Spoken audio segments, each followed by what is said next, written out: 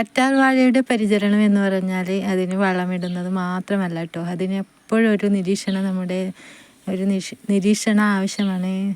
ഇതിപ്പോൾ നല്ല മഴ പെയ്തത് കൊണ്ട് നല്ലോണം എന്തൊക്കെയോ മുളച്ചിട്ടുണ്ടായി. ഞാൻ കുറച്ചൊക്കെ കാടെല്ലാം പറിച്ച് കളഞ്ഞപ്പോഴാണ് എനിക്കൊരു വീഡിയോ എടുക്കാമെന്ന് തോന്നിയത്. അപ്പോൾ ഞാൻ ഇതിന് കുറച്ച് ലേശം മണ്ണിട്ട് കൊടുക്കുകയാണ്.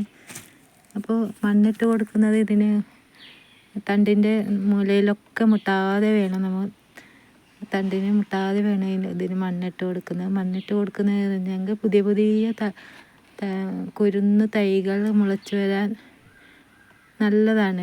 തൈകൾ മുളച്ച് വരണമെങ്കിൽ ആ ഒരു മണ്ണിടുന്ന ഒരു പ്രക്രിയ നമുക്ക് ചെയ്തേ തീരുക. ഇപ്പോൾ ഇതിൽ തന്നെ ഇതാ ചെറിയ ഒന്ന് മുളച്ച് വരുന്നുണ്ട്, ഇതാ കണ്ട. പിന്നെ നമുക്ക് കേടായ കേടായ ഇതെല്ലാം ഉണ്ടെങ്കിൽ അതെല്ലാം മാറ്റിക്കളയണം. ഞാനിപ്പോൾ അതൊക്കെ മാറ്റിക്കളഞ്ഞ ശേഷമാണ് എനിക്ക് ഇതിൻ്റെ ഒരു വീഡിയോ എടുക്കാമെന്ന് തോന്നിയത്. അപ്പോൾ ഞാൻ കുറച്ചുകൂടി മണ്ണ് ഇതിന് ഇട്ട് കൊടുക്കുകയാണ്. എല്ലാം നമുക്കത് മുട്ടാതെ വേണം അതിന് മണ്ണിട്ട് കൊടുക്കുന്നത് എന്ന് പറയുന്നത്. ഞാനിപ്പോൾ ഇവിടെ ഒരു മുട്ടാമ്പുളിയുടെ തൈ മുളച്ചിട്ടുണ്ട്.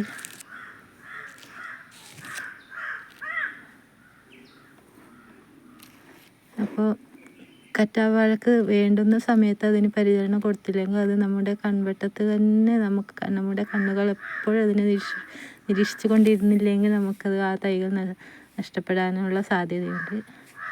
അപ്പോൾ കറ്റാർവാഴ പിടിച്ച് കിട്ടാത്തവർ ഇങ്ങനെയൊക്കെ ചെയ്യണം. അപ്പോൾ എല്ലാവർക്കും, എൻ്റെ പ്രിയപ്പെട്ട എല്ലാവർക്കും ഗുഡ് മോർണിംഗ്.